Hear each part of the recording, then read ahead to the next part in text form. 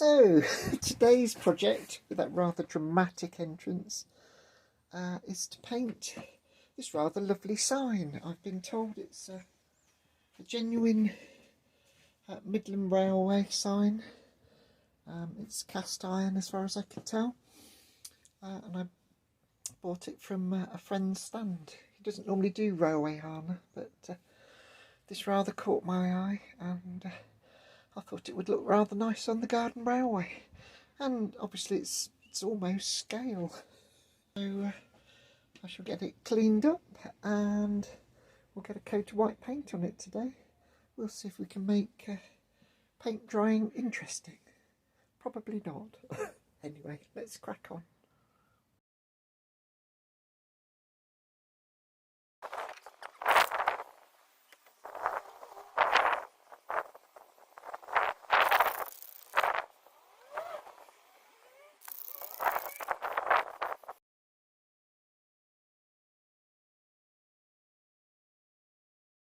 We now bring you back to our scheduled programme, watching paint dry. So the primer is now dried. I've just brushed off any loose bits. I put a grey primer on just because most of this is going to be white. So I probably need, if I'd just left it with the red oxide, it would probably end up needing 2 coats. So I'm hoping I can just get away with 1 coat of this Aldi or Lidl metal paint. That means I can let it dry overnight, maybe add the black tomorrow. So let's see how we get on. I should put you on time lapse though, because this really will be boring.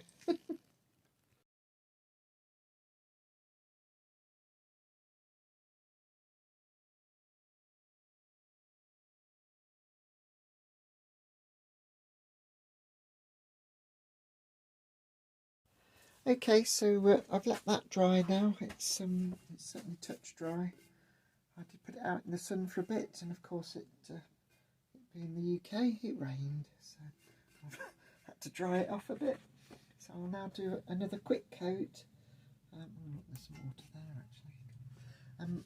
I'll do another quick coat, and we will let that dry overnight, and then I can add some black onto the top of the lettering, and we'll see how that looks.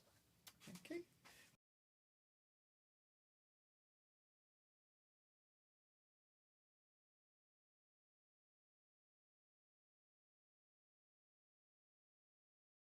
So that's the second coat done. I actually added quite a lot of white spirit to the paint, so it was much thinner. You can perhaps see that in the speeded up stuff. So you can see it was much quicker to do this coat. So it's a lot thinner and should give a really high gloss. But it hasn't filled in all of the lumps, so if I kind of reflect the light off it, it should still show that it's got some age to it. You know, I didn't want it looking pristine, as I keep saying, and that's not an excuse just because I'm rubbish at painting. But obviously from this angle it all just fades out, but yeah, I'm quite pleased with that. Hopefully that will dry by tomorrow. It's about 24 hours normally. I don't know if adding more solvent makes it quicker or slower actually. It should be a thinner coat, so hopefully quicker. And we'll start on the black. Okay, so we're back again now. It's the next day. It's all dried nicely. So I'm going to start on the black. I've made myself a little sort of hand rest out of a block of wood with some clean paper towel wrapped around it. See if that helps support my hand. The black paint I've got is actually quite runny, so I'm going to have to be quite careful when I do this bit. So we'll see how we get on. I'll put you on time lapse.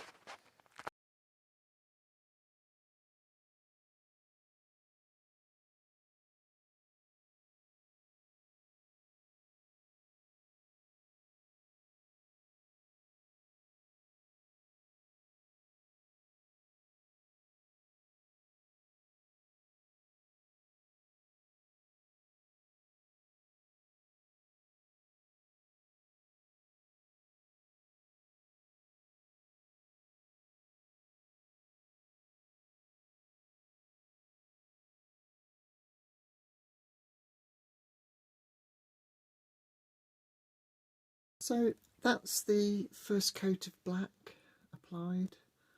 The first brush I had was a little bit too big. I'll just show you the brushes I've been using. So that brush unfortunately was a bit thick. It had the right quantity of paint, but wasn't flexible enough. And this is an artist paintbrush which was a little bit too small, so it wasn't really holding the quantity of paint, so I was getting a very thin coat. Accurate but thin, so really I want some coverage, so not too unhappy with it. I'll have to do a bit of touching up on the black and probably a bit on the white as well.